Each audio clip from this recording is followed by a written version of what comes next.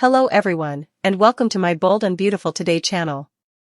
I hope everyone is having a wonderful day. Before we begin, please hit the subscribe button and give this video a thumbs up.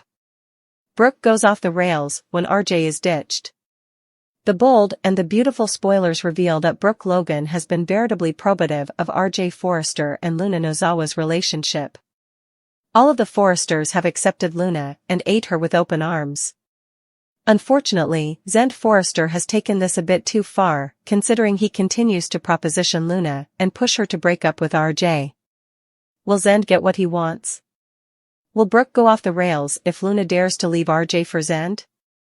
The Bold and the Beautiful spoilers, Brooke Logan has no room to talk. Brooke has no way made a habit of being the most pious person in the world. Brooke has gone through every Forrester man who isn't biologically related to her. The Bold and the Beautiful spoilers. Brooke goes off the rails when RJ is ditched. Brooke has also cheated with Bill Spencer and Deacon Sharp as well. Brooke also didn't always have the crapulous or anesthetized reason. Brooke is eventually getting effects back on track with Ridge Forrester, and she believes that RJ and Luna are fated to be together just like them. Unfortunately, Brooke doesn't know what happened at the guest house, at least not yet. Will Brooke learn the verity about the night of Eric Forrester's and Donna Logan's marriage? B&B spoilers, Luna Nozawa is guilt-ridden. The Bold and the Beautiful spoilers reveal that Luna is fully guilt-ridden after waking up in Zend's bed. Luna wasn't feeling well, but she had no idea that she had been cured. Luna didn't realize she had her mama's mints rather of her own that night. Moreover, Luna was fully out of her mind between the mints and the alcohol. Zend likes to play on Luna's guilt. Zend wants Luna to break up with RJ and give him a chance to make her be. Still, Luna has explained several times that she has a swain and is happy with her. Luna had to be cured to sleep with Zend, so why in the world would he suppose she wanted to be with him now? The Bold and the Beautiful spoilers, what if RJ Forrester doesn't understand? Luna has tried to tell RJ the verity many times, but she hasn't gotten around to it so far. Still, that doesn't mean that Zend won't tell RJ just to come between them. Zend knows exactly what happens, but that doesn't mean it's beyond him to stretch the verity and make it feel like Luna wanted to be with him. Will Brooke learn what has happened and work to get relief of Zend if Luna chooses him over RJ? How could Brooke indeed consider that Luna would break her son's heart now that he's so crazy about her? What will Brooke do if a broken-hearted RJ comes to her and tells her what happened? Can any of this relationship be repaired again? I'm not a peril to you or your family, Sheila contended to Finn. Steffi told Finn that Sheila was just trying to play him. She said it to me, she looked me right in the face and said she wished your mama were dead, Sheila continued. Finn sided with his woman and angrily told Sheila that she demanded to stay down from him and his family.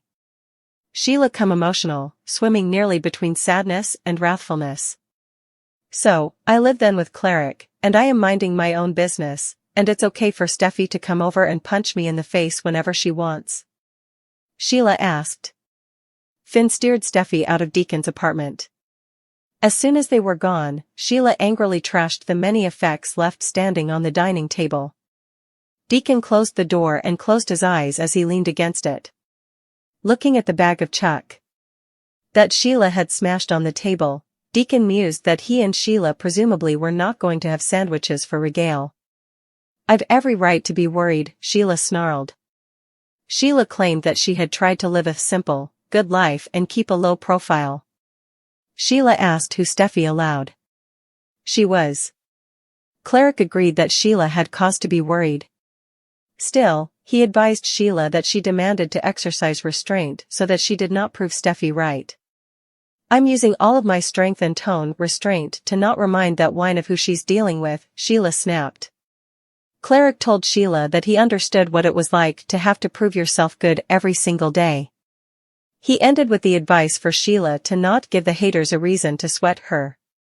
Deacon tried to explain that Sheila demanded to flash back that Steffi was Finn's woman, and that Sheila would need to have a civil relationship with Steffi in order to have any stopgap of a normal relationship with Finn.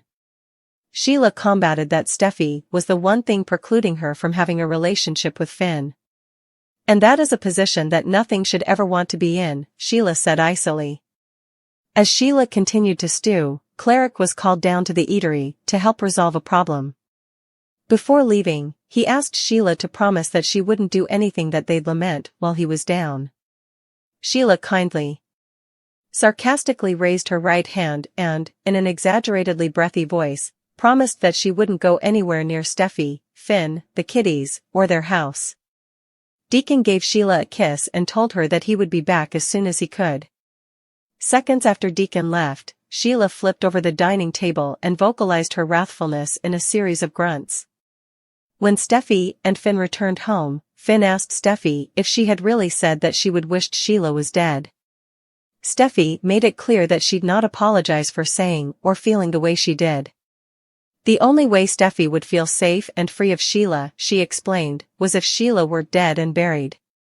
Steffi conceded that on some position, Finn had to be floundering with how to feel about Sheila. But wrong does not change, it just is, Steffi said angrily.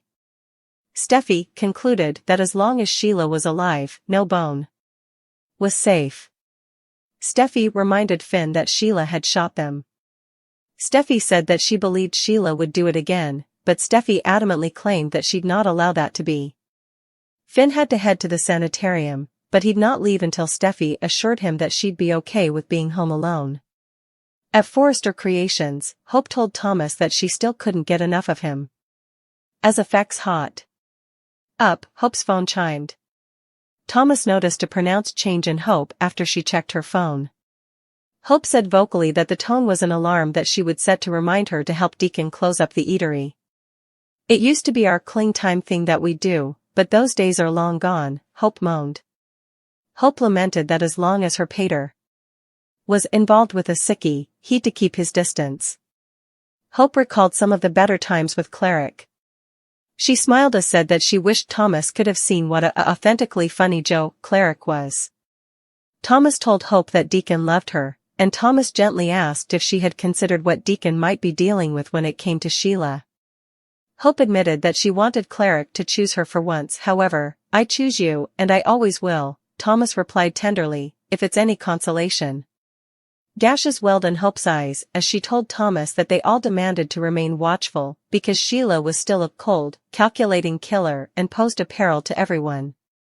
Latterly, when Deacon returned to the apartment, Sheila was nowhere to be set up. Back at Steffi's house, Steffi put an ice pack on her shoulder and mugged slightly. As the wind picked up, she was startled by a noise outdoors. Steffi walked sluggishly to the frontal door, opened it, and looked around outdoors. Chancing nothing out of the ordinary, Steffi stepped back into the house. She closed and locked the door before going back to tidying up. Again, Steffi heard a strange noise from outdoors.